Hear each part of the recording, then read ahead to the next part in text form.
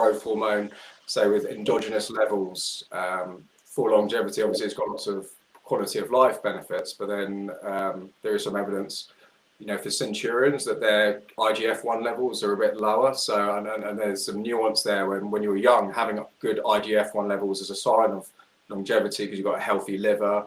So I don't know what you think about doing growth hormone, and is that something when you're a bit younger, if you're in your 30s, 40s, maybe the Secretagogue's more than the actual proper growth hormone, and then doing growth hormone as you get older and maybe tailoring down the dose as you get into your 60s, 70s, 80s? Yeah, I think there's, like you said, there's probably two schools of thought around it. You'd have like the super mega anti-aging people who are like, okay, I got to suppress growth hormone, IGF-1 and all of that to like make sure I live longer. I'm kind of like on the opposite end because one, like I learned from Alex, it has a lot to do with like thymic function for our immune system. So helping replace that as we age is huge. I think too, growth hormone, IGF-1 levels, there's so much more nuance than just looking at like, okay, there's this number on a lab work, and that's going to correlate with me being able to live long. First of all, I think if we're using it at a replacement therapeutic dosage to put us in an optimized range, which is probably going to be different for everyone, but we're not talking about like getting our IGF-1 levels to 700 or 800. We're staying within a therapeutic range to kind of help us, one, with thymic function, but then also with muscle just maintenance over time, and then also keeping fat off our body. I think there's a very good argument to say that human growth hormone has a place in that to where it's going to extend life. And also too, what's funny is people like to talk about growth hormone and I'll say the C word, right? Because it's like, if I have one of these T's on me, I'll say that. So hopefully it doesn't get, flagged in the algorithm, whatever. If we've got a T or I've got the C word or whatever, the growth hormone could potentially exacerbate those and make them worse. And I think it's interesting if you look at correlation between people's immune system over time and their IGF-1 levels.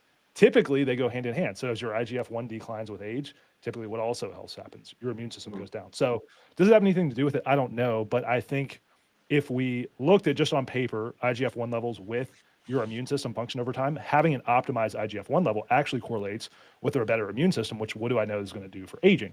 Obviously, it's going to help me live long and live strong for the long term. So yeah, maybe is there a difference between someone that's 100 and 120 and growth hormone use? Does that get them those extra 20 years? Maybe not. But I think when we look at optimization and therapeutic use, there's definitely a use case for it the same way that there would be with testosterone. So that's kind of, my thoughts on it, but I'd be interested to hear, what you guys and what Alex have to say. That's kind of my stance. Yeah, I was gonna say, what do you think, Alex? So I think also starting off with what you said about the research, right? How a lot of centurions, people are living 100 plus years old, they have low IGF. We have to remember that they're 100 years old now or whenever that date was, meaning they're not us in today's society. So how long have they been overexposed to the blue light exposure, to depleted nutrition, just go down the list of everything we're doing in our society with the damaged waters and even just the social pressures and the financial pressures. A lot of those people, if they're 100 years old now, they didn't have to live through that. Like they're living in their own world for the past 20 years.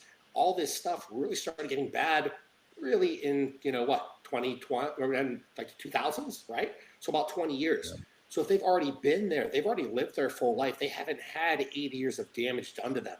So I think we have to remember that where they're at now is where we could have been potentially naturally if we didn't damage ourselves with society.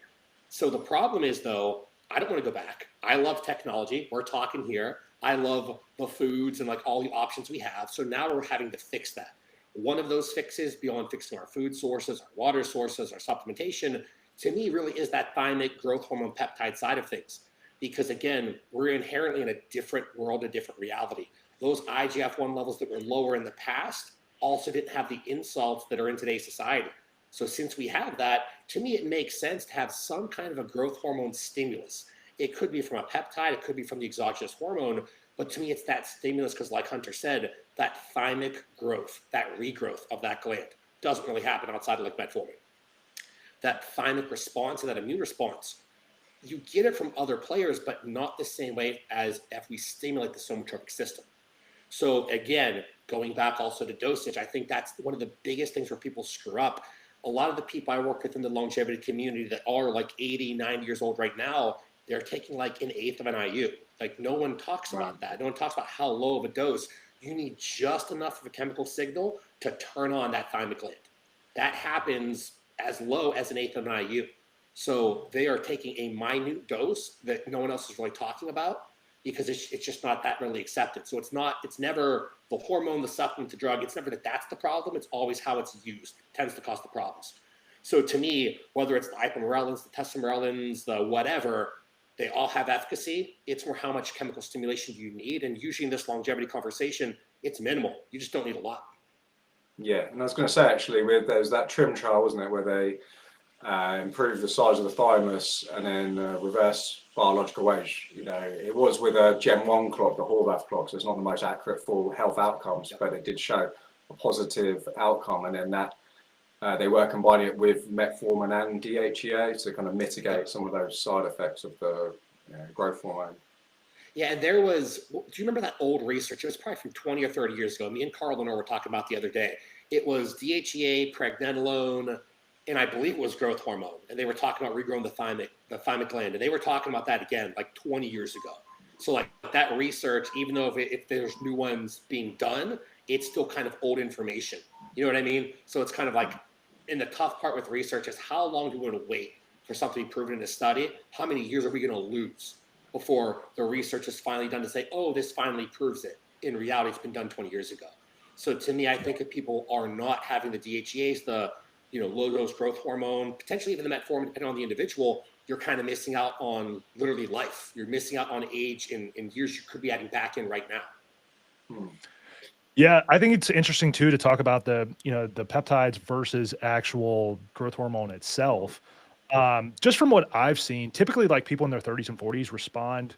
I think they have a more pronounced response to the peptides than someone in their 50s or 60s. But people ask all the time, like, well, if I'm 73, can I use testosterone or ipamorelin? And the answer is yes, absolutely. Will they respond a little bit better to kind of like pound for pound the same amount of growth hormone that they would take? I think so. But I wonder too, if Alex, if is there something going on? Because I've tried to read into it, and I don't know that there's a definitive answer. Is there something going on that as people age, so let's just say, if you took 300 micrograms of ipamorelin and we put it up against like 1 IU a day of growth hormone per day, if we have like a 67-year-old aging woman and she's like, okay, I can do both, which one do I want to do? I think that both are good, but is there something with the enzymatic conversion and then the stimulation of the pituitary that makes the growth hormone, like the exogenous growth hormone, is going to work better? Or is it something that she could use both and get the effect? I don't know. What do you think, Alex, about that? So I have to give kind of a long-winded answer because it kind of has to all make sense. So first of all, look at endogenous growth hormone release, right? Upstream, we have the arcuate nucleus. It's that mediobasal hypothalamus area. So it's still, what would that be? It'd still be inferior, but still above the actual pituitary. We're seeing those hypothalamic releasing factors modulating those growth hormone releasing hormone factors, modulating the pituitary to give us downstream growth hormone, that GH molecule. Then from there, we have the whole downstream interaction, tyrosine kinase-like receptors, then go through the gene expression process. The problem with saying that is the bifurcation that happens. So growth hormone molecule will bifurcate, either go into the blood or go to target organs, and then we have the tyrosine kinase receptor action. What the problem is right there, that growth hormone is one word. In reality, there's that 22 kilodalton variety, there's a 20 kilodalton variety, a 17, a 15, a 5. There's oligomers, homodimers, heterodimers, and enzymes, somatropic enzymes involved right in that process, right in the middle. So we're starting upstream in the brain, getting downstream into the blood, and then even further downstream in the target tissue. Along the way, what can go wrong? Literally everything, depending on the isoforms you release and the enzymes involved. So what you said, Hunter, is 1,000% true. As people get older, they tend to respond less well to those peptides because the system is screwed up. And it can even be, further upstream from the arcuate nucleus standpoint. Because even if you're having this endogenous production via peptide stimulation, there's still so many chains in the link that can get screwed up. And remember, with those peptides, you're still relying on glandular action. whereas the exogenous hormone overrides that. The problem with the exogenous hormone, though, is what you get from your doctor is a 22 kilodalton variety. So that's not 20, that's not 17, that's not 15, that's not 5, that's not the additional heterodimers and all the other complexes. So that's kind of the only gripe with exogenous growth hormone usage. But in the same breath, there's also never really been any correlative data or anything that we've ever seen that causes any negative dysfunction from there. So to me, what we see, if we're looking at exogenous growth hormone intake, it's never shutting off everything completely. It's not like you take that 22 kilodalton and everything else shuts off. It's blunting. It's blunting the rest. So for a couple hours after usage, you have a downregulation and everything blunted, and then the 20 kilodalton release comes back online. Then the enzymes, then the 17 kilodaltons, all those things come back online to create its own endogenous feedback loop. And if you look at a lot of the research in growth hormone using individuals, patients, they were able to regain full somatropic stimulation within 24 hours after being on growth hormone supplementation daily for, I think it was like 5 or 10 years. It was a long period of time. So that was someone who's chronically stimulating that cascade exogenously. So that tells us... Within 24 hours, you're saying? Within 24, 36 hours, yeah. That's quicker than I thought. I mean, a lot of people say it can last like weeks, don't they? But I think that's kind of exaggerated. Exactly. So again, when it's lasting weeks, it's that it's blunted for weeks, but you're getting that endogenous stimulation. So you may not get the highest level, but the endogenous production is picking right up. You don't just shut that process off, because if you shut that process off, I mean, you could literally go blind. Like you could literally start seeing all these negative things happening, organ failures overnight, if that somatropic system is completely downregulated. So in reality, we almost can't really downregulate it, if that makes sense. I mean, you technically could, but that's when you look into a lot of the IGF growth hormone blocking based products out there, which aren't for longevity purposes, but they're for like the tumor, the C word purposes. I won't say that word, obviously. And that causes a host of other problems, which usually lead to death.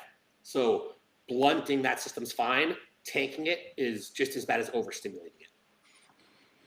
So here's something too, as we're talking about this, I think it's kind of funny. I've always had this like wild theory, and I don't know if this like makes sense at all.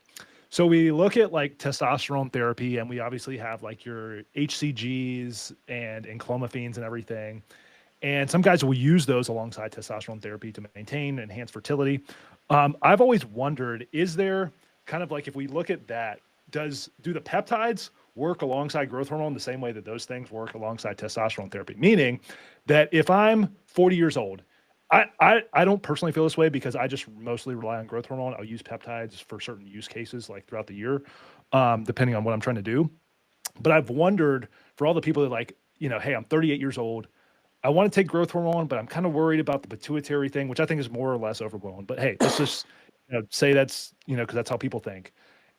If I use a growth hormone stimulating peptide alongside of my exogenous growth hormone periodically throughout the year, does that work the same way that HCG would work alongside testosterone, meaning that it kind of is like keeping the pituitary active to do that a couple times or cycles throughout the year, so that, for whatever reason, if I ran out of growth hormone, I don't think that that's a fear people should have, but hey, let's just say it is that kind of similar? I don't know, but I've just always kind of speculated like that there's a similar thing going on there because of the pituitary axis. So we are not looking so much at pituitary shutdown or somatropic shutdown, anything like that. We'll see that temporary downregulation. So you don't need to keep the gland alive like you keep the testicular axis alive for fertility purposes. So that's not why we can use it. What we can do is we can use growth hormone peptides in conjunction with exogenous growth hormone to antagonize and drive up the chemical signaling of your exogenous growth hormone. So with the peptides, you could take them preceding your growth hormone application to stimulate the receptor to be more sensitive. So you could take even less exogenous growth hormone. That's from the receptor standpoint with an ipamorelin, CJC, something like that. If we look at MK677, which really isn't in this conversation of longevity, because how much edema, body weight, like that's not really in the longevity world, but in the same conversation, if you would take a microdose of 500 micrograms, 1 milligram, it'll stimulate the enzymatic process of growth hormone production. So you can either take the IPAMs to fix the receptor problem or the MKs to fix the enzymatic problem, but both of those can be used in conjunction to make you have to take less exogenous growth hormone. Dude, that's crazy about the MK, because I've always, like in practice, it's one of those things. It's like, like it's just not really a tool. But I've always kind of wondered, is there some way that we could like have a use case for it alongside of all these things? Because obviously it's a very powerful, drug supplement, whatever, or I guess it's a ghrelin agonist, but it's very powerful at what it does. But I've always kind of wondered, like, is there like a use case, even if it's like, for people in bulking phases where it's like, it just gives like enough appetite to kind of like help get their food intake up, long term, probably it's not the best, but I've wondered that's kind of cool. Maybe like, 1 milligram capsules could be like, something that would go, because most people, they take like 25 milligrams and it's like, whoa, that's going to blow you out of the water and make you look like the Michelin man. But I wonder, alongside that, it's like, okay, maybe 1 milligram of MK with, 1 to 2 IUs of growth hormone today. Is it enough to kind of like, enhance the growth hormone? So Tony, you're going to love this, since your crowd is mainly the longevity community, right? In this scenario, we do in the longevity space, if we're trying to fix the enzymatic process, but still have the thymic gland stimulation of the exogenous growth hormone, Monday through Friday, 1/8 of an IU, 1/4 of an IU before bed, because we're getting that thymic process, we're getting oligodendrogenesis in the brain, all the healing's happening at night, so cool. Take off the weekends, and on the weekends now, you're bringing 1 milligram or 1/2 a milligram of MK before bed. Now, we're not looking at the thymic cascade, we're fixing the enzymatic cascade, so the following week, the growth hormone works that much better at healing, because the growth hormone, that chemical signal, is not going to spill over into massive IGF spikes or cascades. It's not going to go over to cause tumor proliferation. It's literally just going to be used repair. So now we're getting more active repair because we fixed the enzyme system on the weekends. So yeah, doing like a super low dose capsule from a longevity aspect only used on the weekends, if there's exogenous growth hormone during the weekdays, works extremely well.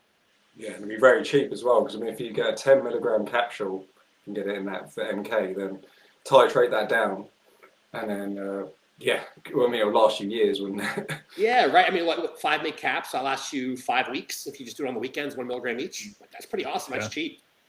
Yeah, or you can even get, I know they've got like tincture liquids, so you could get that too, and it's probably easier to measure out than like splitting a capsule. So it's annoying. It's like a drop. Like if you're trying to do it with people, you're like, yeah, I'm like, take a little eyedropper's worth, and they're like, is it really this much? And it's like, sorry. Yeah, yeah. Cool. Yeah, I was just wondering with stem cells, like division. So if you're measuring that and then you're burning through stem cells, I was thinking like stacking it with things to either help with telomere attrition if you're burning through stem cells fast, causing cellular senescence. So, you're taking your fisetin, things like that, quercetin.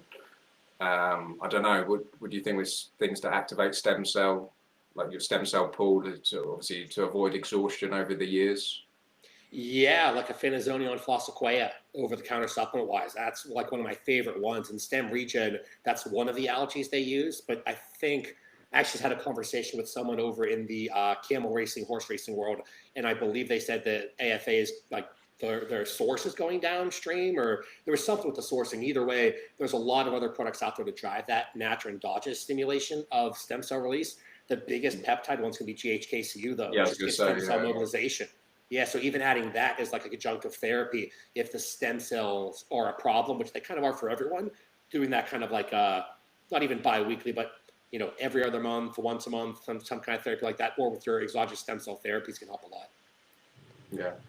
Okay. And then obviously doing things like I mentioned earlier about Metformin or other diabetic drugs. I know you've talked about recently, didn't you, the jardians or empagliflozin or the SGLT2 inhibitors, didn't you, Hunter? Yeah, I've been taking. Yeah, so I originally, like, for probably going back at least 4 or 5 years, I've done between 1 to 2 grams of metformin per day. Typically, usually 2 grams. So I do 1,000 a.m. and 1,000 p.m. And probably about 3 or 4 months ago, I switched to just doing 500 to 1,000 milligrams of metformin at night, and then I'll do 25 milligrams of jardians in the morning. And I really like that. It's interesting. I didn't know what to expect with jardians, but I really, really like how my body has responded to it. I don't know, like it's not one of those things that you can necessarily measure. Like if I look at like fasting blood sugar, all those things, I'd say it's relatively the same. But in practice, I don't know. I feel like that feels better than just metformin alone. It seems like there's better like glucose disposal than just metformin alone. Potentially too, this is a good conversation because we look at like optimizing IGF-1 levels, right? And you can obviously like can kind of control that with metformin.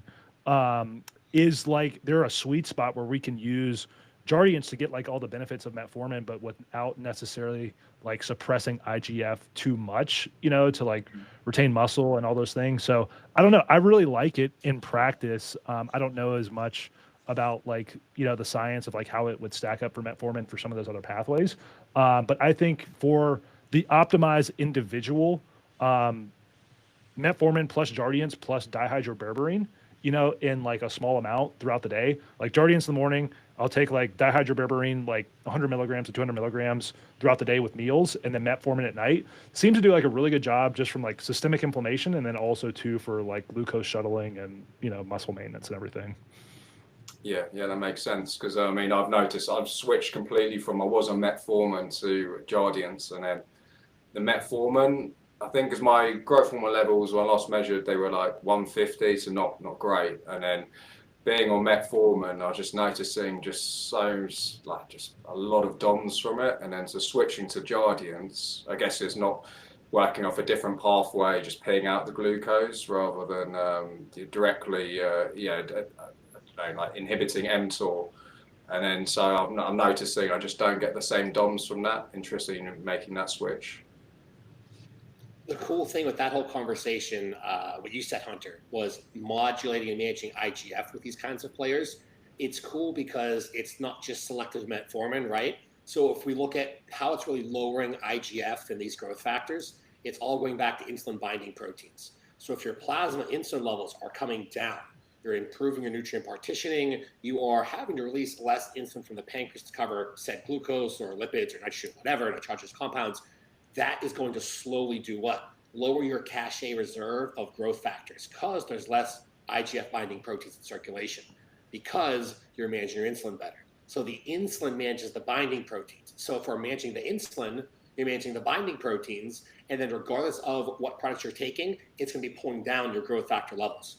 So it's either too high IGF from growth hormone peptide or whatever, so you pull that down, or like you said, you bring in a metformin or jardians or something like that to manage those mechanisms for a different cascade. And I really like stacking those in that fashion. I really like metformin in that bookend nocturnally because we see some cool changes with the LDLR, so that LDL receptor can actually improve its efficacy.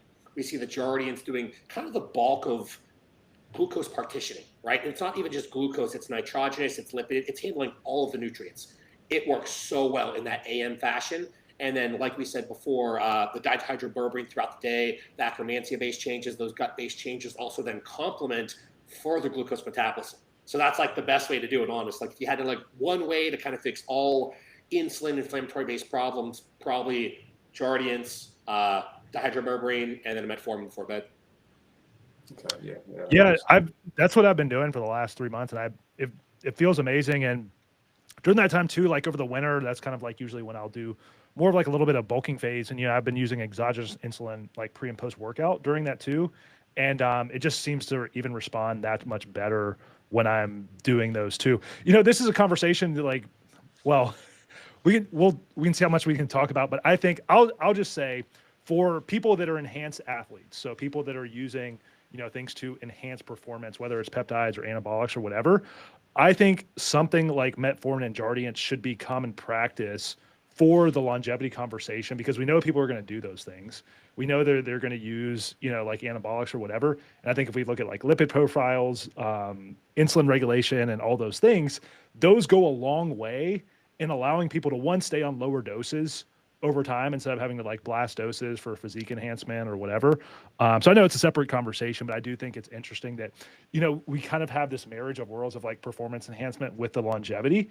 And sometimes you can get like the best out of both worlds with them. You can kind of get like the best out of the performance enhancement world because the way I think of it is like, okay, like, am I going to be a pro bodybuilder? No, but I do know that having more muscle as I age is going to help me. And I do know that I can use some of those things at safe dosages over time to help with muscle growth, and then also just keeping body fat off and keeping me healthy as long as I'm monitoring everything.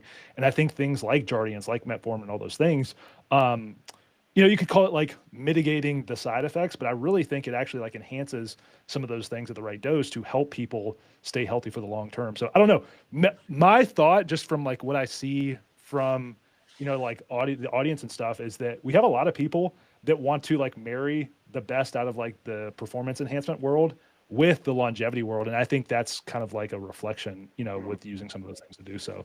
Yeah, as you say, like the IGF binding protein too. So then, sure, if you're not insulin sensitive, then that over time that'll go up with age, won't it? So by doing these diabetic drugs, then you can lower that over time, and then your response to even your own endogenous, levels of growth hormone. It's funny because we're actually off air before we started talking. I think we we're talking about the rapamycin and stuff like that. And rapamycin therapy, fatty 15 therapy, absolutely awesome. I'm just not a fan of abolishing mTOR like the way a lot of people are trying to do things. What we tend to see, because if we're looking at just frailty as we age, that's kind of a big one. We're not trying to just blow mTOR up like crazy. We're not trying to drive anabolism hard. We're trying to balance the system. This goes back to Dr. Hans Selye, the stress of life, right? It's stress, it's adaptation. So AMPK has to come after mTOR. So mTOR has to be there for AMPK to work. It's a cyclical process, just like everything else. If we over-suppress mTOR, what are some of the things that people don't look at? Proper protein folding. We're not talking about folding the proteins in your biceps. We're talking about folding memories. We're talking about positively folding the different layers of your liver so that those hepatic stem cells can be released properly and heal that liver. So as awesome, so in the longevity space, because we're talking about two different worlds here, right? Longevity world, we're managing mTOR. Even more so, but we're never taking it and abolishing it. If we're looking at the people who are trying to do longevity and still have a little more physique, still care about the performance and everything, we're leveraging mTOR more so, a little bit more so than the longevity community, but not as much as the traditional athlete or bodybuilder would. And it's funny, Hunter, you said like the enhanced athlete. I think everyone's kind of enhanced these days, because if you look at like even the supplements we're taking over the counter wise, we weren't finding that concentration in nature. So like no matter how you want to slice it, we're not trying to be natural anymore, no matter who you are. Because if you're trying to live to be 100 plus now, right now, that's not natural. Everyone's dying when they're 60 to 80. So technically, like the worst thing you could say is I'm natural because I'm not taking anything to extend my life. So no matter who you are, like everyone is taking something, and they should be, because we're trying to get better. We're not trying to just live our lives and die when we're 60 or have the last 20 years of our lives in a wheelchair or anything like that. So I agree, and this kind of leverages us into that TRT conversation, because hormones are like everything else. Like we said, extremes are bad. Too low, too high are just as bad. But in the longevity space, if we have low testosterone, immune system functioning, cardiac functioning, I see a lot of people with left ventricular hypertrophy, cardiac fibrosis, and every kind of cardiomyopathy you can imagine from having low testosterone, because those ventricles aren't functioning properly.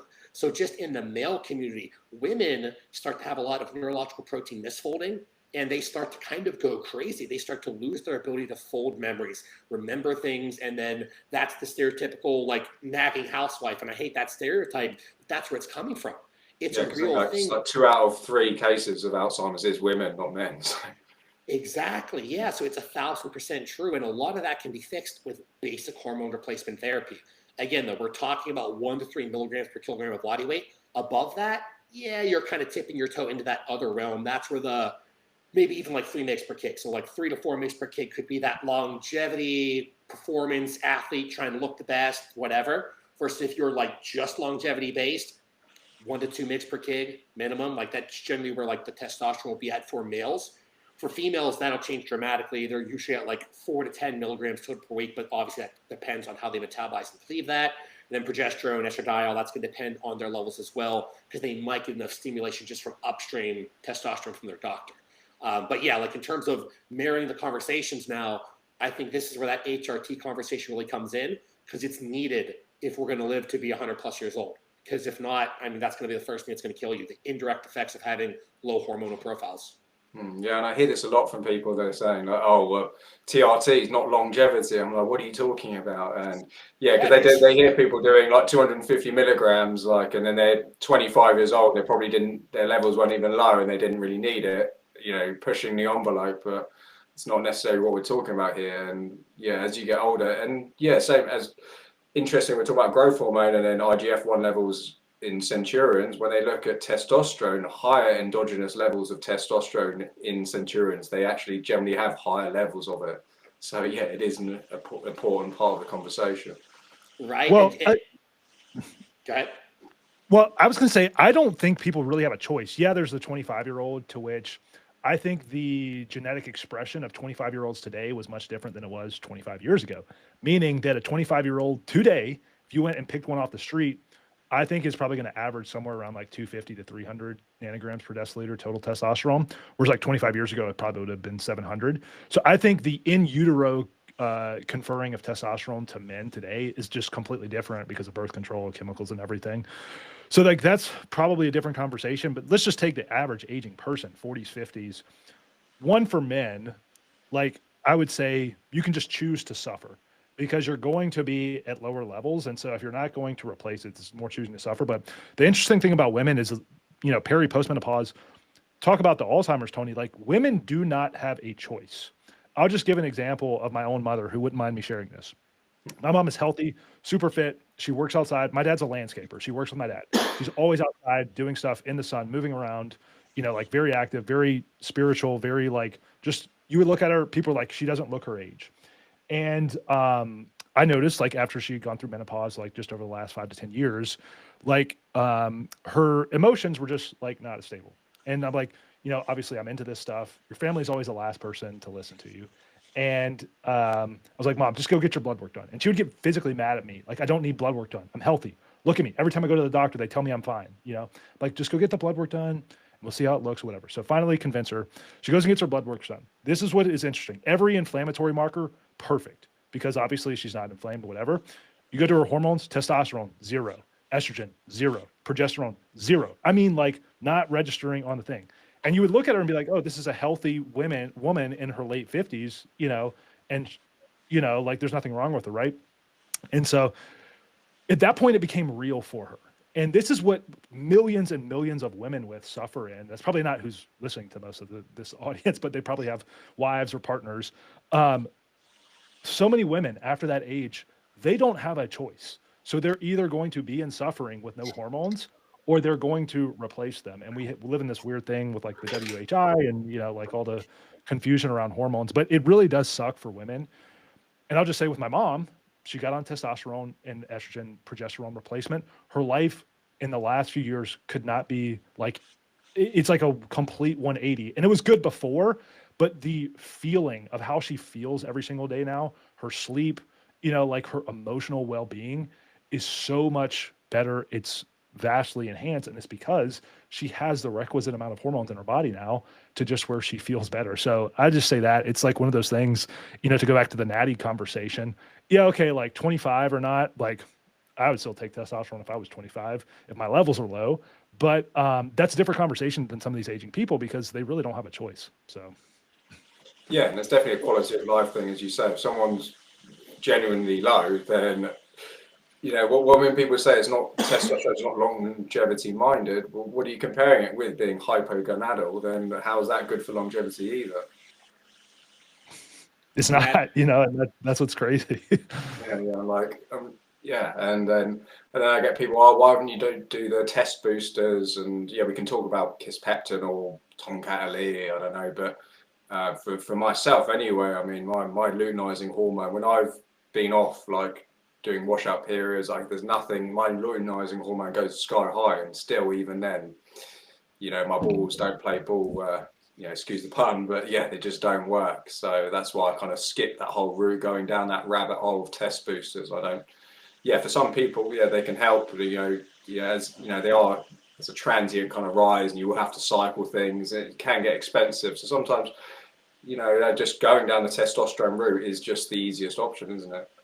It's tough, right? Because the Kisspeptin, Tonkat, Sustanch, Fedoja, they're all working through different mechanisms, and they all have that end fate of having the potential to improve your estrogen status as a male, not so much as the female, where we'll talk about more for males right now.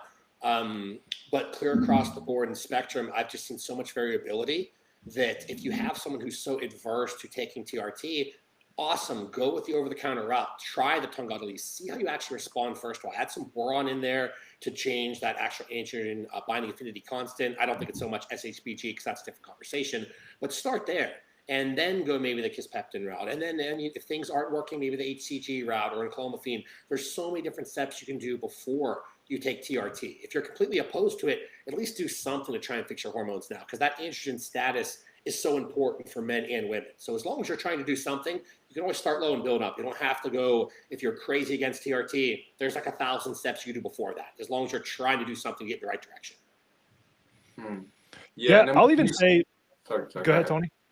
I was just going to say, with TRT for longevity, I mean, I was talking about recently, obviously, because one issue is the pulse. Obviously, your release of testosterone isn't like in the same way as a natural up and down in the daytime. You might lose, I don't know, say 25% over the day, you know, the evening to the morning comparison. And if you're on TRT, that's obviously not the same.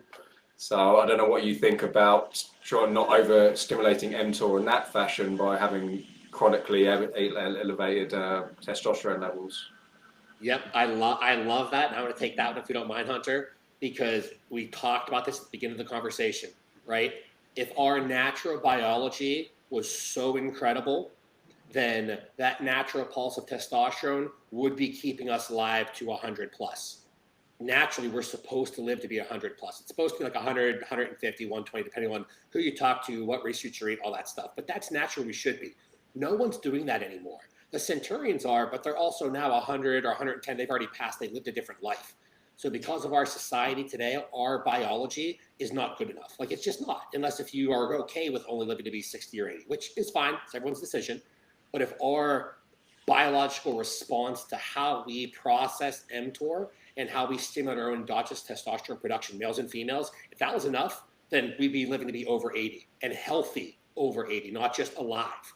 So to me, that whole conversation of trying to match circadian biology from a testosterone aspect is kind of like, if you match it, then you're also going to be only living to be 80. We're trying to do more than that.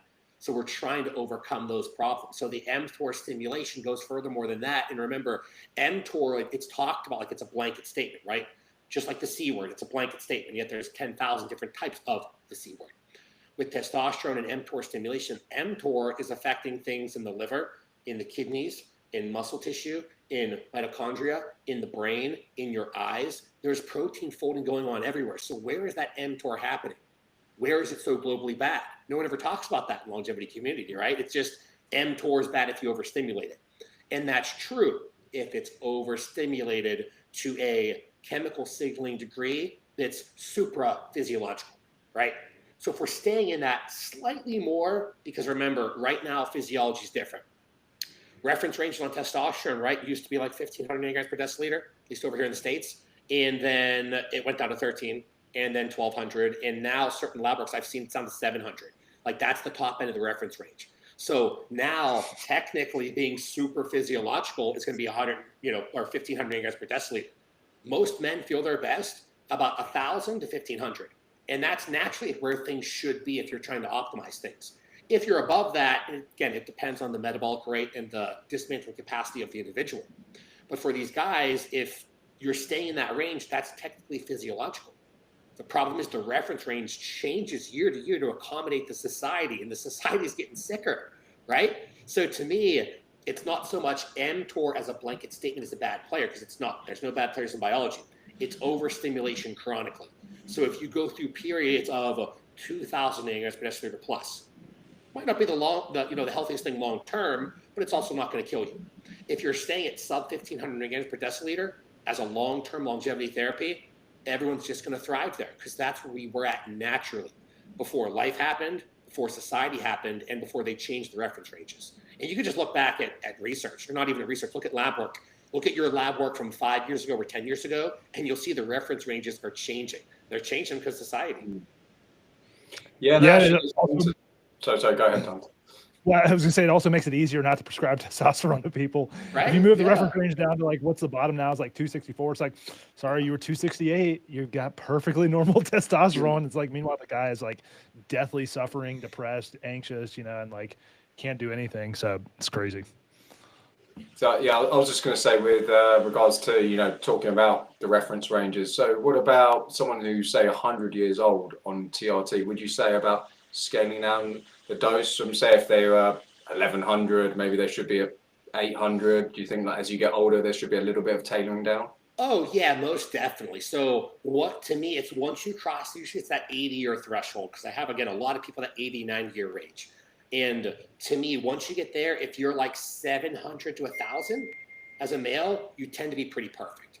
With females, I don't like correlating lab work to what we take exogenously because it never scales linearly. As for guys, it's pretty clear cut dry. If they're staying in that range, as they're getting up to that higher end, it tends to work out perfectly. Remember, as we're aging, though, we should also be downsizing. So we don't want to ever be frail, but body weight across the animal kingdom is one of the biggest determiners of longevity.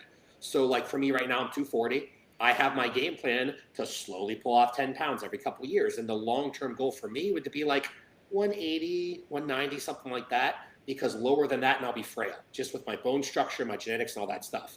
That's going to change from person to person. So as body weight's coming down, androgen load is also coming down. You're doing that to accommodate longevity. But right now, for my phase of life, it's not going to help me. It would only hurt me if I became that small at this point.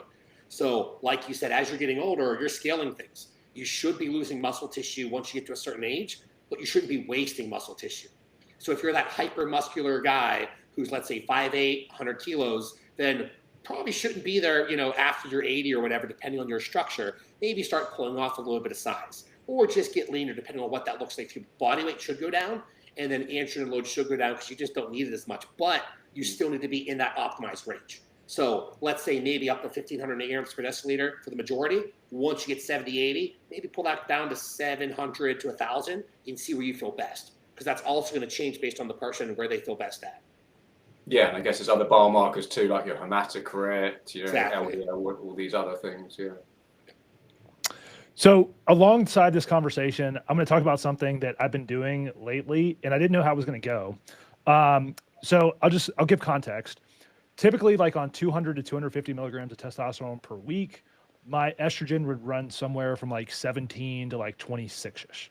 And that's going to be like normal in the lab range, the reference range. But I know I feel better when my estrogen is higher. And I'll say like 17 would be like the trough. So if I had got my blood work done, like 1 or 2 days after my last shot, 26 would be closer to like the day after when I would do it. So maybe it's a little bit higher, like immediately after injecting. And that's just with testcypionate. So what I started doing recently is injecting 1 to 2 milligrams per week of estradiol cypionate with my testosterone. And then I got my blood work done. And the day after an administration of both, broken up, because I'm doing it like 3 to 4 shots per week, every other day, basically, my estrogen was like in the 40s. And I will say cognitive function, sexual function, and overall just well-being feeling is massively enhanced when my estrogen is closer to that like 40-ish number than it was at 17. And I'll say like probably like my body fat is sitting, anywhere throughout the year between like 7 to 10% most of the time. And so obviously the leaner you are, the less you aromatize into estrogen. So I'd love to hear, Alex and Tony, what you guys think about exogenous estrogen. Obviously, we're not talking about like being a transgender, not that there's anything wrong with that, but I feel way better doing that. And I wonder if for the guys that are either leaner, and obviously too, we have a huge contingent of guys that are using aromatase inhibitors on themselves to inhibit estrogen, which I guess there's a use case for everything, but I don't know. I feel really good at it. We'll see what like, longer term, because I'm going to keep it up. But what do you guys think about that? And is there like a use case for doing that for some men? I wonder, I was just going to say, so what, do you get like less joint pain? I don't know if you noticed that. I know a lot of people talk about that being a high. Absolutely. It's almost too like, I didn't have bad joint pain before, but just in terms of lifting, it almost feels I've got like a little bit more juice in between my joints is the best way to say it. Just like no like elbow pain or knee pain or anything. So there's definitely a correlation with that too, I think, with that, like a 17 versus a 40 estrogen. So I had an old podcast called Beast Fitness Radio. And back in the day, I had a conversation with Lyle McDonald because I was talking about using exogenous estradiol therapy in males for this exact reason. And it's funny because I had all my case studies. We broke it all down. And it's just cool to see that that's still a thing now, because I know a lot of people are so against it as males. If we look at normal ranges, so again, everyone's going to respond to their own reference range. For most males, 40 to 70. That's the rough range to where they feel the best at. Some people, I have certain individuals who they're the best at 10. More than 10, and they are just a mess. Other people can handle hundreds of levels of estradiol and be perfectly fine. So there is that range, but the vast, like literally 80% of males, 40 to 70. What we're looking at estradiol therapy doing exogenously is it's driving the process of neurogenesis, so you're feeling better. It's enhancing the acetylcholine recycling of your spinal cord up from the brain from your testosterone therapy, making that better. It's improving your liver-based actions to do what? Process and manufacture all those awesome growth factors we were just talking about. It's going into soft articular cartilage and remodeling those actual joint spaces and capsules. It is storing glycogen better as intramuscular glycogen and not going through that whole long process to actually store it as body fat. You go down the list of having properly balanced estradiol levels and estrogen levels in males. And one of the biggest things too that we talked about, the not statin abuse, aromatase abuse. Hunter, you just said it. We are seeing lipids being tanked on with low estrogen. So there is that correlation between high estrogen, better lipids, and not just better lipids, but a better overall lipid panel where there's less inflammation. Because the inflammation causes the endothelial dysfunction, which causes those LDLs to be oxidized, which causes them to build up, and atherosclerosis starts. So you're pulling down the inflammatory effects of those LDLs, inflammation as a whole, and your HDL is also getting a bump. So yeah, exogenous estradiol therapy. I always would use the estradiol valerate tablets just because they were easier, but those injectable preparations are just as awesome. It's something that most males won't take because the traditional connotation of, oh, estrogen, female hormone. But if you look at like libido, sex drive, arousal, sexual functioning in males, it's driven by estradiol. Whereas females, it's actually more so driven by testosterone. So it's kind of like the opposites of what you'd think. Yeah, well, I think too, Alex, there's always I've never like done enough. I've tried to read on it cursorily, but like there's like the school of thought in like bodybuilding that if you tanker estrogen, that you need estrogen in order to convert HGH into IGF-1. That like something going on there is helping. I don't know if it's the liver enzymes or whatever that's helping that. And I've always wondered, like guys that are using an AI to keep their estrogen below 10, but then they're taking 8 IUs of growth hormone. Are they like, is it negating each other because you need estrogen to convert the HGH into IGF-1 and get the benefits? Or is that just like bro myth that like estrogen is needed in order to get like bang for your buck out of the HGH that you're taking? 1000% real. If you Google liver sexuality, there's a lot of cool research out there looking at how men and women respond differently to different pharmaceutical compounds metabolically because of the difference of their livers. So that's even cooler if you start working with transgenders, because if you're taking someone who is actually male and changing them into female, the liver's not changing, even if you're pumping it full of estradiol. So you have other things on the back end biologically to fix, because even though there may be other feminine-based changes, the organ doesn't change its sexuality. So look into that. It's super cool stuff. But yeah, 1000%, that whole conversion process to not just IGF-1, remember there's hundreds, if not thousands of growth factors, that all gets blunted. It doesn't like completely shut it off, so you're not wasting it, but you're not getting the full efficacy that you could actually have from it. Yeah. Okay, yeah. And then that's actually got me thinking, because I've scaled down my dose a little bit of my test. I'm on cream now, switched from cypionate to cream, and then and I noticed my estradiol's come down a bit too as I've scaled down my dose. But then I feel okay, but then I'm wondering, because I'm looking at IL-11 inhibitors, and there's one that is a estrogen receptor agonist, and so I don't know if you heard of IL-11 inhibitors. You know, it's a new thing that, you know, in mice models it creates, you know, they can extend life 25%, and then but there's one in particular I'm looking at, and then so I'm wondering, yeah, if I've got a bit of room to play with my estrogen levels, that I could kind of go down that route for IL-11 inhibition, and then try and get some kind of benefit for that at the same time. You can, but you have to be careful when you modulate interleukin levels. So like 6, 11, those big ones get a lot of the headlines. Tanking them is just as bad as letting them run rampant. So we're trying to exist in that spectrum in the middle, like we said about everything. You'll start to have a reverse immune response if you completely tank those levels in human physiology.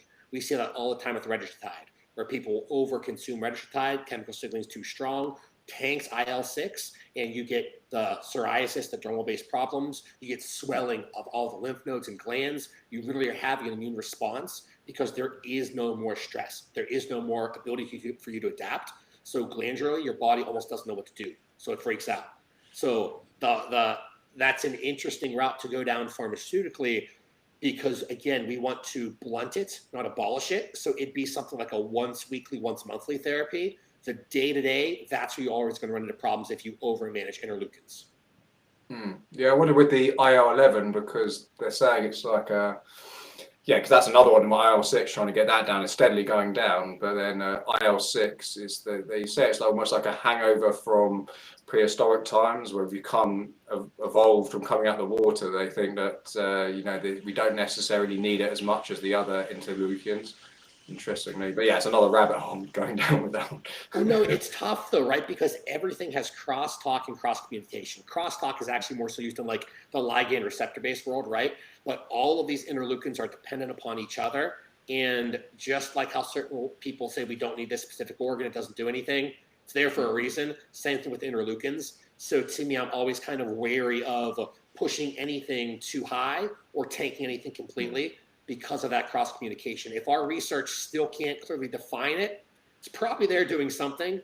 If you completely abolish that, we'll see what happens. I've just seen firsthand of people that will actually absolutely tank their interleukins for sake of longevity, and they end up having worse quality of life, and they end up having more of an immune burden, which then are you really even adding years to your life? You're probably taking it away, because now you're going to be chronically sick because you have to come out of that. Yeah, no, for sure. And then just touching on mTOR, I mean, my CRP, that went up. My IL-6 has been coming down over this last year, and then when I last tested, like July last year, then my CRP was going in the wrong direction. So I think by underexpressing mTOR just too much, I think like the amount of DOMs, if you can feel it, if your muscles are inflamed and that's a constant thing, then surely, the C-reactive protein is going to go in the wrong direction.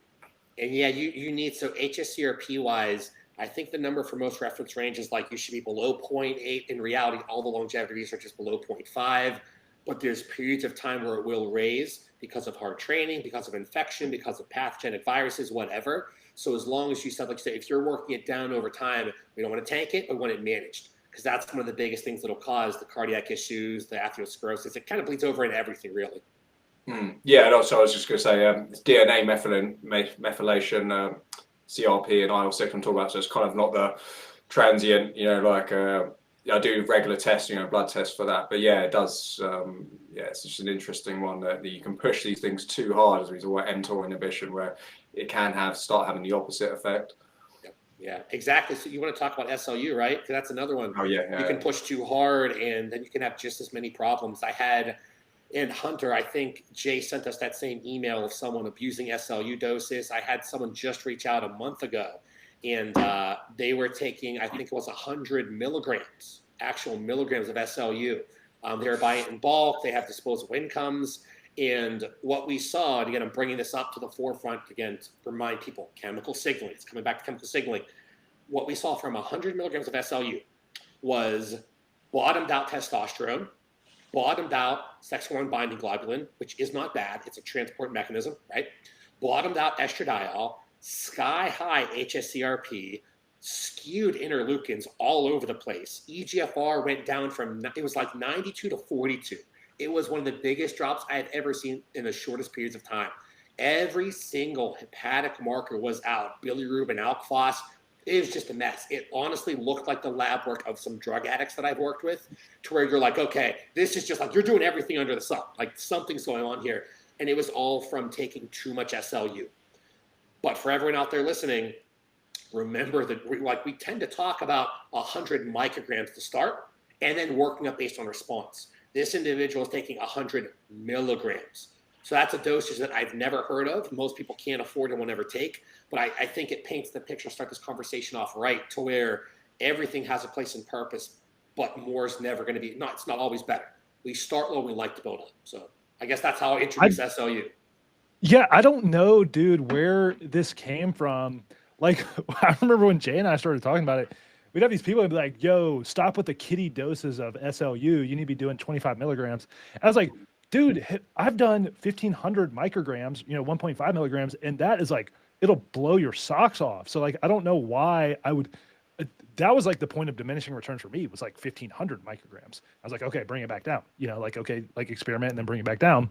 And so I don't know where that came from. I don't know if there was like some paper or just I don't know that anyone else talked about doing that high, because you were doing it way before us, Alex. Like, you were recommending it to your coaching clients like 6 years ago. So I don't know where that came from, but we do have, there's like several people that we've had that are like, yo, you're doing like kiddie dose. I'm like, no, thank you. I don't want to go that high. And then when I learned from you about like the reactive oxygen species and everything that's going along with that, even at the more mild doses, I feel way better now doing those things alongside of it and using a lower dose and getting more bang for my buck, when I'm using which I've always used injectable glutathione, but especially the urolithin A. And then also too, I did want to talk about this, Alex, because I've kind of been toying with this lately, is carbon 60. And what carbon 60 is doing from a reactive oxygen species standpoint, I think would be another good thing to add in for people that are taking SLU too. Well, yeah, there's good synergy with that one, C60. 1,000%. Yeah, so we'll back it up since we're having some new listeners, new audience, all that fun stuff. So in the entire mitochondrial peptide world, everyone's looking at it for longevity purposes, right? If we look at longevity as a whole, you can't argue that mitochondria are probably one of the bigger, more important players because of every single thing they do. They're reactive, by the way, or actually they're not reactive. So they're making decisions before we even have a neural input. They're communicating with that fascial system that fires faster than our brain can fire. So our mitochondria and fascial system are talking, and that's where you get into the quantum biological world, and it's super cool stuff, but we won't get off topic. Looking at these mitochondrial players, though, again, they're massively important for longevity, for everything. Spectrum.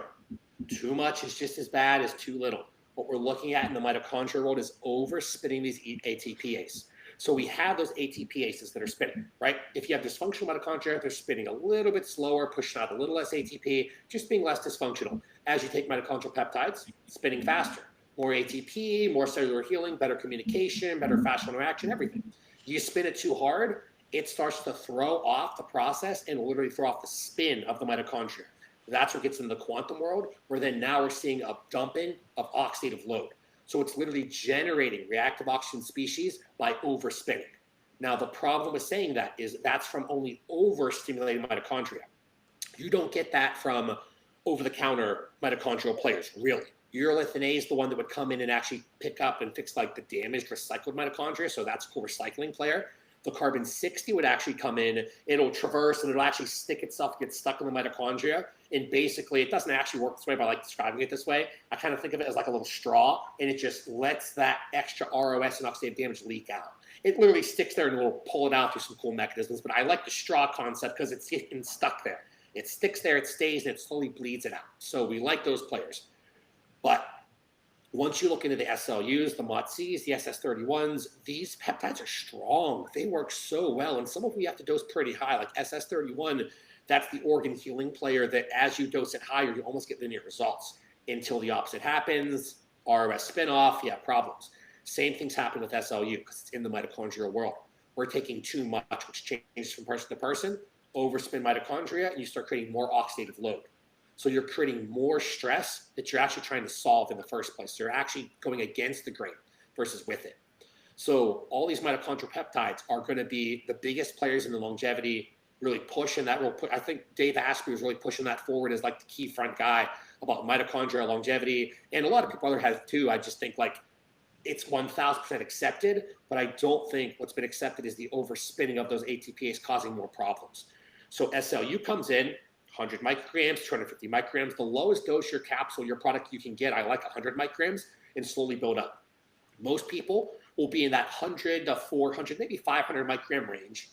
A good amount of people could be 500 micrograms to a milligram, and then very few will be above that. That's not to say it doesn't happen, though. So find your dose, and remember, this is not a long-term therapy. We like to rotate and cycle through these mitochondrial peptides because they're all working differently.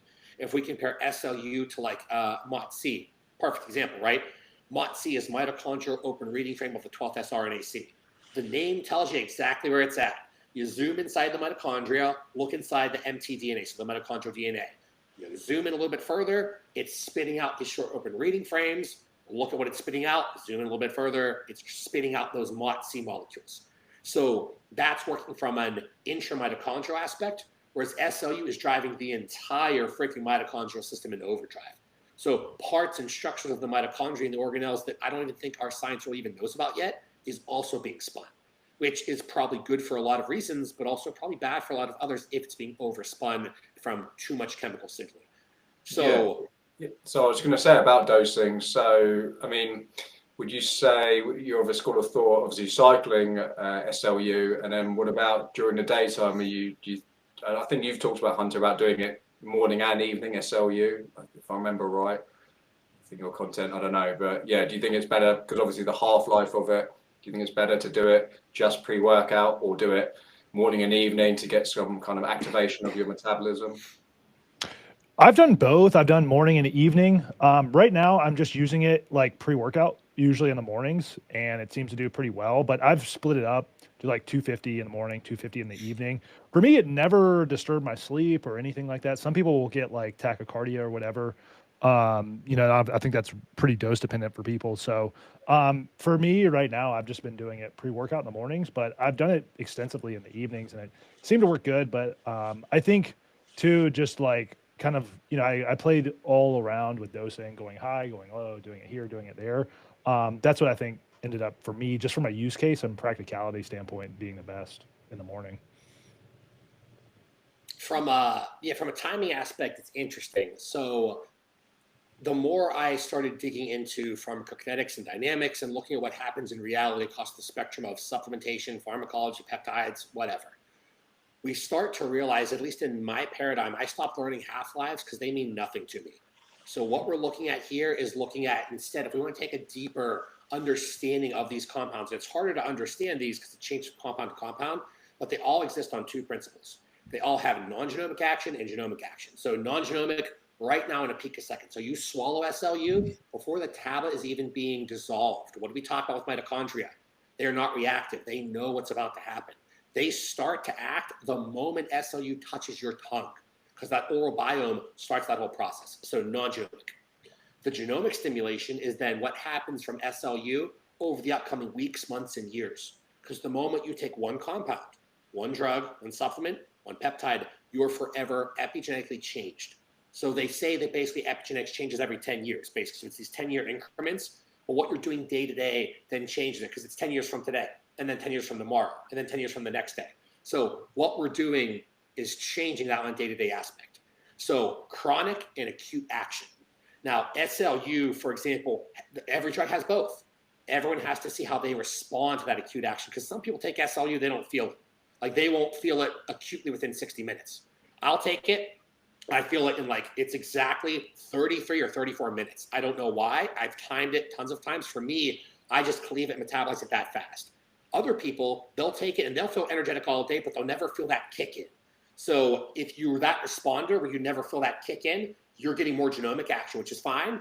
You kind of take it whenever. I prefer earlier in the day, kind of like Hunter said, because it's setting up all those cascades for the day. So cool, we like that. If you're someone like me who gets more of an acute driver as well, because we're getting genomic no matter what, you're getting that non-genomic acute action, then you may want to dose it morning, noon, night, however you actually need that energy.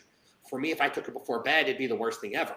I also don't need that stimulation midday, so I take all of mine upon waking, even though I'm also getting the chronic effector. So this is where the dose, the timing comes back to the individual. The vast majority of people, though, can take it first thing upon waking or pre-workout. That's where I put most people at, because that just seems to be at least 90% of the majority-based response over the years. Yeah, Alex, I wanted to ask you too, because you did an amazing, everyone should go watch Alex's video on injectable L-carnitine. Recently, dude, if I could find a way to inject 3 grams of L-carnitine without hurting, it would be like the miracle to I know, but I do know there is one, and I think it's from Better Through Biology. I think they have like a buffer or something in it to where I can get like 2 grams of carnitine from them versus like some other places I've gotten it from, and it doesn't hurt as bad. Seems to inject pretty smooth. But then sometimes you still, it's not 100% to where it's just like injecting a little peptide. But what do you think? Is there any synergy between the injectable L-carnitine and SLU or even MOTS or SS31? Because I notice, I wasn't doing that much injectable L-carnitine when I first started it, but recently, picked back up SLU, like 250 to 500 per day, and then doing 2 grams of the L-carnitine through the week, like Monday through Friday, really seems to, and maybe it's just the feeling of the L-carnitine because I love that stuff. I mean, it's amazing how good you feel if you inject that much. But is there anything going on like synergistically where they're amplifying each other? 1000%. So the L-carnitine is driving up that biogenic process. So you're literally creating new mitochondria. Then you have the SLU coming in and spinning them faster and more efficiently while also creating more. Furthermore than that, you're fueling the system better. The whole 3-fuel theory, 2-fuel theory, whatever it was back in the day. Remember, I was like, 20 years ago or something? We were trying to be metabolically flexible. That was actually the term, right? Before metabolic flexibility, it was 2-fuel theory. We're trying to get very good at using glucose and using free fatty acids as energy. Carnitine does that. That's why John Perillo, again, 20 plus, 30 plus years ago, whatever it is now, that's why he was popularizing it so heavily. So now you're getting better at partitioning all nutrients because it's also improving nitrogen metabolism. So if you're then fueling the system that is then upregulated better from the SLU, every single level improves. There's also then the androgenic and the androgen receptor interaction towards improving binding affinity constant. If that's done in an environment that has lower inflammatory factors to where you're not heavily stressed out, high systemic fatigue-wise, which those get solved a lot with SLU, where people start feeling aches and pains less, they feel less inflamed. All of a sudden, that translocation process and your testosterone, your TRT, will now work even better. Won't change nanogram per deciliter. You will feel better. You'll build muscle tissue, lose body fat, recover organs faster, better, everything. So yeah, carnitine and SLU is like one of the best combinations out there. Yeah, that's got me excited because I'm just about to start that combination. Nice. And yeah, so I haven't done L-carnitine in quite a while, like injectable. I was doing a bit of Alcar because I found out my metabolite levels of acetyl-L-carnitine were low, and I responded really well, mentally, everything. And then, but yeah, so I'm going to be doing a combination of both of them. So yeah, that's yeah, I'll probably do 500 micrograms of SLU. That's what I did on my previous cycle. I only went up to 4 weeks. So I think, yeah, I don't know. Yeah, some people thought, yeah, going up to like 8 weeks with SLU. What do you think? Yeah, so duration-wise, I was like basing it on the goal because, again, you could easily take SLU, I don't want to say forever, but pretty long periods of time. The problem is, again, there's usually other things you have to fix or other peptides you want to play around with, honestly. So we're trying to not overblow the whole mitochondrial world. So in this scenario, we talked about this on Jay and Hunter's podcast, where maybe for a brief period of time, based on the goal you have, you're going to do SLU on the weekdays, urolithin A on the weekends. Or do them both every single day, but it's for that truncated period of time. Because at some point, again, you're going to have that mitochondrial dysfunction that you're going to have to fix because we're splitting the mitochondria differently with SLU, then MOTS, then SS31. So I'm a big fan of rotating them, but the actual duration, it's not like if you take SLU too long, as long as the dosage is maintained, you're not going to have that overspinning problem. It's more that there's other problems in the mitochondria that you most likely have to fix from overspinning it. Not from the chemical signaling, but from the duration aspect. So you don't really run into problems. I think it's more good practice to avoid problems from happening. And then that's where you mentioned C60 and then just having a good antioxidant profile in general, just a broad spectrum of different antioxidants in your diet, I guess, as well. Yeah, and C60 is one. So the one I've been doing for myself recently, I've been doing with a lot of people. So I have urolithin A on the weekends. I will have carbon 60 Monday through Friday.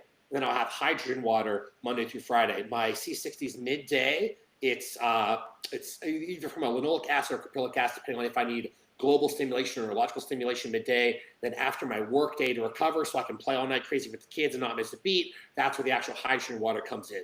So that you're managing overexpression of negative oxygen species reactions from multiple different levels, not just mitochondria, but globally as well. Okay. Alex, for the hydrogen water, I use the tabs and I really love those. Is there a better, I mean, obviously probably like having a real machine is the best thing. What's your like best practice for hydrogen water? Can you get the tabs? Do those work? Or are they not as good as like having a big, $3,000 machine? I just posted about this yesterday, actually, so good timing. Healer, Healr. I absolutely love their product, the little tablets. I think those are just perfect. It's 12 parts per million, so you're normally not going to find that, I think, in any other product. And the main reason, because hydrogen water works, it honestly works on everything. It's like you look at what it does for neurogenesis, you look at what it does for renal repair, hepatic repair, cardiac repair, muscle gain, fat loss. Like you're like, oh my God, it's like new creatine, new taurine. It's just so many things it does. The biggest reason why I think it sets itself apart is it's a selective antioxidant, meaning let's say you ingest your hydrogen gas, right? So we have that dissociation effect. We have hydrogen peroxide, hydrogen gas, drink the gas. There's a cell. That cell is spinning off or having too much oxidative damage. The hydrogen gas is going to come in. It's going to attack that cell literally until it gives up, AKA until it releases that oxidative stress and pulls it from the system. There's not really any other health-based agent out there that'll manage ROS from that needs. So if I kind of like look at hydrogen water as a whole, I see it as being the most persistent antioxidant out there. Whereas glutathione is altering intra-extracellular ratios, vitamin C is working from a hepatic stem cell and a couple different levels as well. To me, this is more like the persistent player. So it's really cool to attack oxidative damage from just a different cascade. What do you think about this idea of like taking antioxidants after you work out, like the 1 to 2 hour window after you work out, where you wouldn't want to have any antioxidant activity because of like the hormesis that comes from the oxidation from the workout? It's supposed to help with repair. Is there a lot of credence to that where people should be really careful?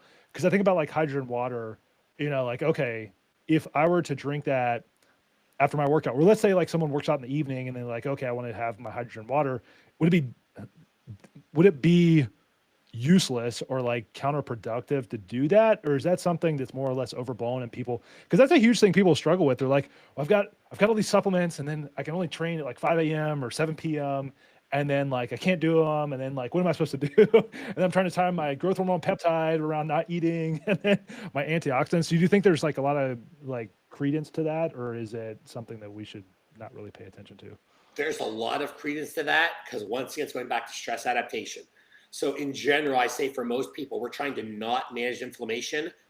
2 to 3, you could say maybe 3 to 5. I mean, there's no hard numbers out there. At least 2 to 3 hours pre and post workout to me is whenever you don't want to be managing inflammation or changing oxidative status or anything like that, because we're trying to let that stress run its course. Biology takes its own road, and then we adapt from that stress. When it's good to do that, though, is if you're going to be traveling for the next 3 weeks and you want to have a hard workout, but you don't want to feel like crap on the plane, or you're waiting for a big competition. I'll have like my NFL and NBA guys do this all the time. We're in competition season. They're still training. We don't want them to be sore from that. So immediately post-workout, we do ice baths, or we do hydrogen water, or we do all these different therapies because we're not trying to create an adaptation response there. We're trying to just recover to prepare them for the big game, for the big day whenever it actually matters. So general rule of thumb, definitely avoid it. And also, it's not, I don't like want to scare people. It's not like you have a little bit of vitamin C post-workout. It's going to negate your whole workout. Like those mechanical factors going on during the workout, the enzymatic response, the hormonal response, you can't blunt or you can't tank that. You can blunt it. A little bit of vitamin C is not going to be bad. But yeah, if you're it depends on the dose. Sorry, I was just going to say as well, if you're talking 1,000 milligrams or 50 milligrams, there's a big difference of vitamin C. Exactly. So I've had people, because they wanted to try it themselves, they would dose curcumin. Like they would literally do grams of curcumin post-workout just to see what would happen. And we started seeing them losing muscle tissue and losing size. They did this over a course of like 8 or 12 weeks. But they're also taking a ton of curcumin. They were taking 10 grams of vitamin C, I believe, some injectable glutathione. Like they're doing a lot. And they're abolishing that stress adaptation response. So to me, though, no one's doing that, right? That's excessive. You have some fruit, that's not the problem. I used to think back in the day, like, oh, I don't want fruit prior to workout because I'm going to blunt inflammation. We're not talking about that. We're talking about going excessively above and beyond. And then again, what frame of the year are you actually in? Like, would you want to not be sore from that workout? Majority of the time, we want to be sore from the workout. Yeah, I guess it's just keep your finger on the pulse. If you're excessively sore, then that's the difference, isn't it? Yeah. Yep, exactly. I don't know if you've got time, can we talk about 5-amino, 1MQ quickly? Yeah, for sure. Yeah, I got like 15 minutes. Yeah, okay. So with 5-amino, I was wondering, I know we talked about it last year, didn't we, Alex? And you've done it as well, haven't you, Hunter, 5-amino? Yeah. I was going to say, with the NMT inhibition, I mean, like pushing that too far, I don't know if, because I keep an eye on like homocysteine, and I think that's like a good indication if you're if you're pushing it too far, if you're doing maybe other things. I mean, like EGCG, that can be an NMT inhibitor, quercetin's another one. So if you're doing all these things and then mega dosing 5-amino, that's what I kind of tell people. Just obviously, well, for one, 5-amino is very expensive, so most people don't go too high. But then, yeah, if you're doing multitude of things for that, then yeah, I'm guessing that's the one I kind of keep an eye on is homocysteine. But then nicotinamide as well, that can drive up that as well if you're affecting the NAM, you know, the levels of that basically over time. What do you think about dosing 5-amino? Well, I mean, to me, in terms of like practicality speaking, one, I think I get better results with it in the presence of NAD plus. So it seems like it works better when I'm injecting NAD plus, like 100 milligrams alongside of it. I've used the orals, you know, between 50 to 150 milligrams per day. And the injectable, I've done like 500 micrograms per day. And it definitely seems to have like some sort of effect on body composition. But to me, it's like probably a marginal benefit. So it's not like huge. So I like it. I just don't know that it is a needle mover, especially in the presence of like some of the other things that we have. So I like it, you know, and, you know, a lot of people want to know about the injectable dosing because that's a big product that, you know, research places are starting to sell. I've used 500 micrograms and it was good, but it wasn't anything to ride home about. I think it was just more of like, a tool in the tool belt. So I like this, and Jay won't want us saying something, but we're coming out with basically the best 5-amino 1MQ product that's going to be out there because of another compound in there. But we won't talk about that. Just a little teaser because I don't know if we probably don't want to say it yet, right, Hunter? Yeah, we'll hold off. And okay. tease it. Yeah. So right. But what we'll do is instead we'll educate. Right. So we have NAD over here. We have that whole cascade over here into, so NAD to NA and then NMN. It's that recycling process, right? If you push NAD out this way, like Hunter's doing, you're going through all the positive cascades. So you are seeing the hypertrophy changes, the fat loss changes, the oxidative load going down, all the health benefits, everything.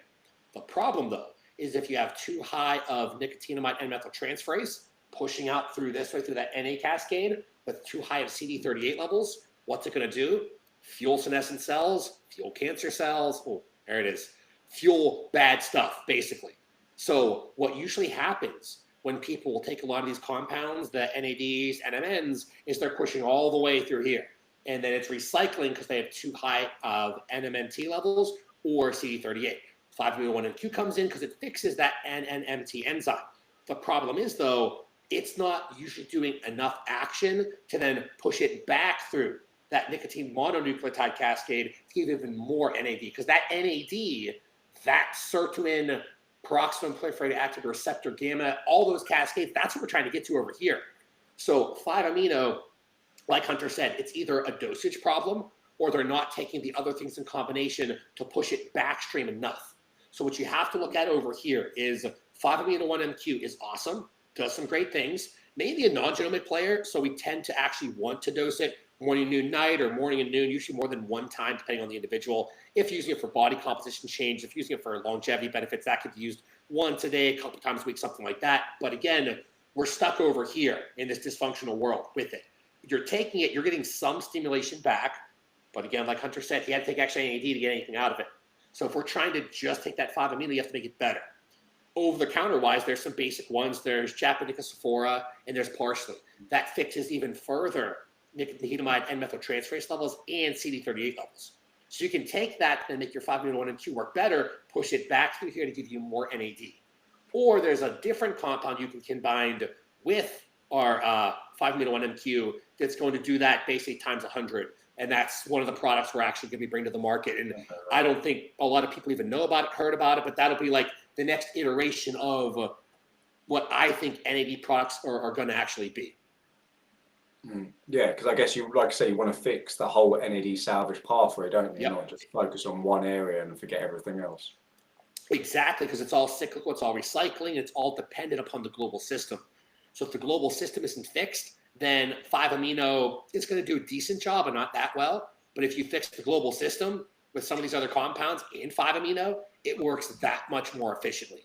And then talking about the injectable preparations, and that's where the future of a lot of this is going, where the oral preparations are decent. They still work awesomely well, but you're looking at 25 milligrams a couple times a day, and then 50 milligrams a couple times a day. You have people crazy high dosing it, getting some cool effects, but it's usually that problem, right? They're having to dose it so high orally because I don't even look at the bioavailability as being the problem, but the chemical strength to overcome all of that NMNT enzymatic pressure, to cover all of the CD38 levels. That oral counterpart, that preparation is just not enough. It'll still do a great job. I still love it for people. It's just working at probably 50% of what an injectable preparation with the right other compounds could be. Okay, yeah, and when we think about CD38, like you say, the parsley. I mean, there's different options like parsley extracts. I mean, to get enough from parsley itself, you need a basket. I actually did the math, and you would need, like, you go to the grocery store and like you don't want a cart, you like the hand basket you carry. You would need that to be filled. So it's like 2 feet high by like 4 feet wide. It took me so long to do this math that I was just curious. You'd have to eat that much parsley every single day versus like Nucheeto. Have you guys ever heard of that product? Timeline? Yeah, I love that product. I take 6 caps every day. They just changed the formula to now 3 capsules, but that's a really cool one. Actually, funny enough, I've been doing a podcast with her and Nicola. I did one like a while ago now, but I have to kind of touch base with her. But I mean, that's interesting, because then you could go down the apigenin route rather than the parsley, but then the bioavailability of that, so people kind of query. Yeah, just like the quercetin. It's usually just not enough chemical signaling strength-wise, so that's why we use the japonica, or we use the parsley to kind of overcome that problem. Okay, and what about with 5-amino for cycle length? I mean, a lot of people I speak to, like 60 days, something like that. What do you think? When I've used it in practice, I mean, Alex definitely would know better than me. When I've used it in practice, it seems like 60 days seems to be like after that, I don't feel any response to it. So I don't know what's going on in that NAD cycle that is potentially causing that, but it just seems like, it works really good. And then it kind of like slows down. And then usually like 60 days, I'm like, is this doing anything anymore? So that's just my experience with it. That's the chemical signaling strength, to where you notice it at first because there's such a modulation to those NMNT levels. As your body is used to managing that, usually that enzyme just builds up. And then CD38 usually starts to creep up too. So you have an initial healing effect, we'll say, where it's pulling down all that crap over here we talked about. And then it just slowly builds back up, unless you give more chemical pressure and you increase the dose. So it's not like a receptor problem. It's more of a global enzymatic problem that really kind of kicks in there. That's solved with injectable preparations. Or you could just increase the dose of the oral preparations. I'm a big fan of taking things based on the goal. So if you're utilizing it for longevity purposes, you could only use it on the weekends or 1 day per week, kind of indefinitely, 5-amino 1-MQ wise. If you're using it for body composition performance benefits, 12 to 20 weeks, right? That's a general mesocycle where we can get a lot of fat loss done or prepare for competition, or we do so many things in 12 to 20 weeks. And then not that staying on it is worse for you. It just tends to, again, lose efficacy, or we can bring in other better players. And then you're also switching goals. So that's the whole reason why I like those rotations. Not necessarily because you always have to. To me, it's just good practice, because your goal is not always like, you can't have the mentality of always be anti-aging, always lose body fat, always build muscle tissue, where you overexpress cascades. Same way we talked about too much mTOR is bad. Same way we talked about overspinning mitochondria is too bad. You can't. It's supposed to be cyclical. And if we're trying to be like our ancestors were, it's the feast famine. Like, you can't always bulk. You got to cut. It's the same thing with longevity. It's the same thing that's been done in biology forever. And even though we're in a different society, different stressors, different biology completely, to me, it still makes sense. You have to go through these cyclical processes. And it's funny how, like, bodybuilders do that really good without knowing it, just because they're trying to bulk up, get a lot of muscle, and then lose a lot of body fat. You know what I mean? And then in the longevity community, I feel like a lot of people are catching on doing that really good, where it's like, hey, I'm going to go through a course of blunting mTOR, and then I'm going to go through a course of letting that build back up and maybe actually push mTOR a little bit harder. Then I'll go through a course of not actually trying to blunt mTOR, but push up AMPK, because there's a difference there. And you can just slowly cycle through these processes, so you're never down-regulating certain systems to too high of an extent. Yeah. That's funny, Alex. Like, one of the biggest questions I always get is like, you need to make a peptide calendar so I know what I need to take on January 1st all the way through December 31st every year. And it's like, well, obviously you can't do that. That's, it's like saying, like go into your garage and show what tools you need to use. It's like, well, what's the job that needs to be done? Like you got to know what the job is. But I do think it would be a cool idea if it's like, okay, let's say you got to like kind of a sweet spot of where you want to be. You're at the body fat percentage you want to be, like more or less. You feel good and everything. But now a lot of people, they kind of get to this like, now what? Like, okay, I'm here. Like I'm not fat anymore. Like I'm not like got autoimmune disease or whatever. I'm here. And I think it's a good idea of like, what if 3 months out of the year you were like in a muscle building phase? 3 months out of the year you were in a fat loss phase. 3 months out of the year you were in anti-aging, and then maybe 3 months it's just kind of like a maintenance phase. And it's like I'm just going to be like kind of like even keel. And I think if you did that, like it'd be cool to see like over a 10-year window, like a decade, what doing that, like over a decade would be. So. No, dude, I love that. That's literally what I've been doing for the past, not 10 years, but really the last probably 4 or 5, which those cyclical patterns and cyclical processes from like the client aspect. Cause you talk about having like a peptide calendar schedule. Like I'll do that for a lot of people, because if we don't know what goal we're going through, at least we can blanket statement, right? So if we know we always need some kind of a thymic response in some way, because our thymic gland is not working anymore. We're all above 30, right? Like it's not working the way it should have. So what we could do is make it as simple as maybe a month of one thymic peptide, the next month you rotate to the other one, the next month a different one. And you can do that just as a background peptide calendar. It doesn't have to be every single day. It could be those bolus doses to where maybe, because again, if you work at tracking HSCRPs, EGFRs, all those inflammatory markers, interleukin changes, you can get almost the same effect out of a bolus dose as you can that same dose protracted over a 30 period time. And I've done that through lab work over the years with just so many people, mainly HRT plus or androgen using athletes. So there is that to say. Longevity community things definitely do change, but those bolus approaches are awesome. So I tell people you can make it simple. Month 1, maybe you do a full vial of TB500. Start off with that because it activates the immuno genes. Start that off 1 full vial on the first day of every month. Take it before bed, that nocturnal somatropic change, that's it. You do nothing else for the month from TB. Then first day of the next month, BPC 157, full 5 milligrams, you get the chemical signaling, pressure gate healing then, right now. You're taking 30 days to fully recover. You're getting all that action healing right then. You're also getting some of that tissue response. You're getting some of the MAPK changes to if there's a tumor in place. We keep talking about tumors, or I do, sorry. Maybe if there's tumor in place, it can actually downregulate that in JV apoptosis, whatever. Maybe month 3 then, first of the month, maybe you do 10 milligrams of GHK. And you can rotate these different compounds. And again, it doesn't have to be every single day. They could be bolus amounts. They could be only on weekends for that month.